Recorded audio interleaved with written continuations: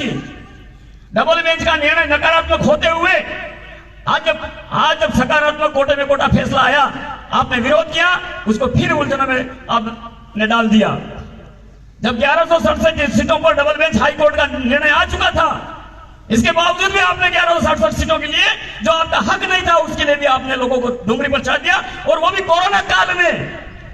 Social distance जहां maintain करनी थी, धारा 144 जहां लगी हुई थी, महामारी में पूरा विश्व डूबा हुआ था, फिर भी आप कह रहे थे कि हमें 1167 सीटों दी जाए। क्या बेतु की बात है, क्या कूतर की बात है ये? किस दिशा में समाज को आप ले गए? और आज वो 1167 सीटों का क्या हुआ? एसएलपी लगाने की बात कर रही थी, कहां तक वो पहुंचा एसएलपी लगाने का मामला? जवाब दीजिए जनता को। लड़के मुकदमे भुगत रहे, भाग जाते हो आप छोड़ करके। कब और कैसे तय करना फालतू का जनता में बात करते हो आप, उसी तरह से फिर छोड़ करके भाग जाओगे जनता को, और ये इस मांग को भी फिर उलझा दोगे, क्योंकि ये जबकि अभी तो ये सकारात्मक निर्णय है, ये तो बहुत बड़ी मांग है। 1167 इतना एक छोटा सा मामला थोड़ी है, ये तो बहुत बड़ा मामला है, उसमें ऐसी फिर राजनीति कर रहे हो। आपका डूंगरपुर, यहां की जनता से मेरा निवेदन है, आप जितने भी हो, बहुत हो ये, अगर इस मांग पर आप लोग फिर एकजुट होइए। आज ज्ञापन के द्वारा हम सरकार को संदेश दे रहे हैं।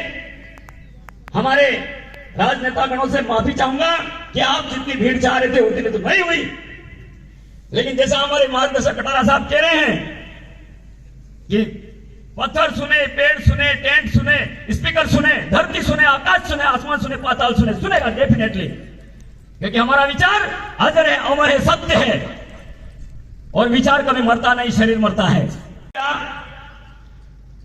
संगठन पुनर्जीवित हुआ, आंदोलन ने गति पकड़ी। हमें 24 नवंबर को लगातार शिखर पर हमारा आंदोलन समाज चढ़ चुका है। आज 6 जनवरी को डूंगरपुर में धड़ाम से हम नीचे हैं वापस, जहां से शुरुआत की थी। फिर भी मैं नहीं मानता हूं कि ये जीरो है। हमने उस जगह सेंधमारी की है जहां कुछ ठेकेदारों ने समाज को सिर्फ और सिर्फ अपने शिकंजे में कस रखा है। आज आप 5 जनवरी को समाज को गुमराह करते हुए एक कार्यक्रम और खड़ा कर रहे हैं। क्या घर घर हम आकर के कंकुपत्री देते आपको कि पधारो, टिप्पणों को कंधे पर बिठा करके घूमे, या इन मुद्दों पर हम समाज को सकारात्मक दिशा दें, तथ्य दें, अध्ययन करें, नेताओं को समझाएं, पार्टियों को समझाएं, कहां कहां खपें, सोचने का विषय है। लेकिन खपे आप जितने लोग हो, कहना चाहूंगा इस मन से कि जब टूटने लगे हौसले तो इतना याद रखना, जब टूटने लगे हौसले तो इतना याद रखना, बिना मेहनत के हासिल तक तो ताज नहीं होते। ढूंढ लेते हैं अंधेरे में मंजिल अपनी, क्योंकि जुगनू रोशनी के मोहताज नहीं होते, क्योंकि जुगनू रोशनी के मोहताज नहीं होते।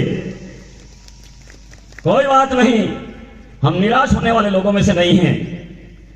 कहीं से भी अपना रास्ता तलाश लेंगे, और चाहे हम सत्ता में नहीं है, पार्टियों में नहीं है। आज दिखा दिया कि आरक्षण मंच भी कमजोर है, लेकिन नहीं है। डूंगरपुर में इतने लोगों को भी इकट्ठा करना, ये पहल करना किसी का साहस नहीं था। पूर्व जनजाति मंत्री हमारे कनकवल कटारे जैसे लोगों ने हाथ खड़े कर दिए थे, लेकिन रैली नहीं तो ज्ञापन देने लायक संख्या डूंगरपुर से हम जुटा चुके हैं। आज इतने लोग मिलकर के ज्ञापन देंगे, सरकार तक हमारा संदेश जाएगा। ये किसी कमलकांत कटारा का कार्यक्रम नहीं है, ये तो समाज का कार्यक्रम था। पूर्वाग्रहों में हम ग्रसित हैं, मुझे क्या इससे, मैं क्या कर सकता हूं, मेरा क्या दोष है, आयोजकों का क्या दोष है। 27 तारीख से आपके डूंगरपुर में भूखा प्यासा पड़ा हुआ हूं। 27 तारीख से मेरा भी परिवार है, कोई बाबा नहीं हूं मैं भी, लेकिन सिर्फ एक पीड़ा, आप लोगों ने पता नहीं क्या परीक्षा दी क्या नहीं दी, लेकिन हम लोग इन्हीं परिस्थितियों से गुजर चुके हैं। प्रशासन में भागीदारी क्या होती है, ये जब आपके बच्चे IAS IPS बनेंगे तो पता चलेगा आपको। सोशल मीडिया पे दिन रात चिल्लाते रहते हो, चिंतन शिविरों में दिन रात चिल्लाते रहते हो। जब भील प्रदेश तुम उठा रहे हो तब तुम्हारी अक्ल क्या घास चरने गई थी। उस समय नहीं लग रहा था कि यहाँ मीणा इस तरह से लगा रहे। उस समय तुम्हारे राजस्व रिकॉर्ड सुधारवाने की नहीं सूझी। 15 साल पहले अपने राजस्व रिकॉर्ड मीणा लगा लगा करके नेता भी बनते रहे, चुनाव भी लड़ते रहे।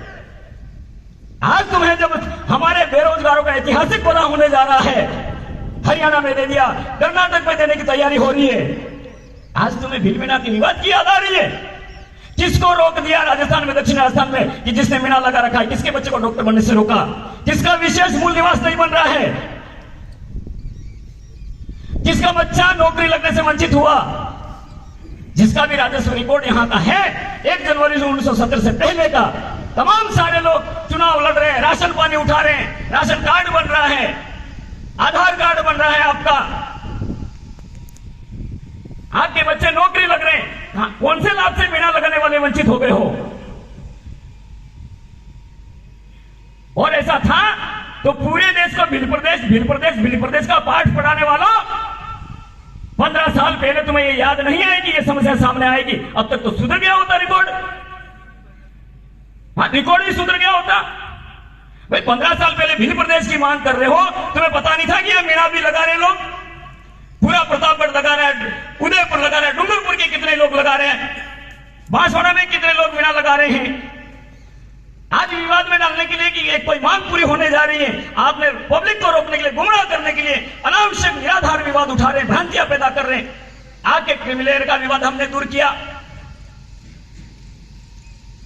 आपके और कितनी भ्रांतियां थी दूर की, अब नया विवाद और खड़ा कर दिया। क्षेत्र के आधार पर बांटो, आप भी बांटोगे तो सरकार क्या करेगी, न्यायपालिका क्या करेगी?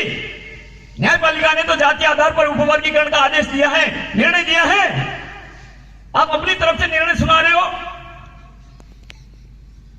इतना गुमराह करने वाली कौम खुद अपने प्रति इतनी नेगेटिविटी, आपके अपने भविष्य के प्रति, अपने बच्चों के प्रति इतनी नकारात्मकता कहां से लाते हो?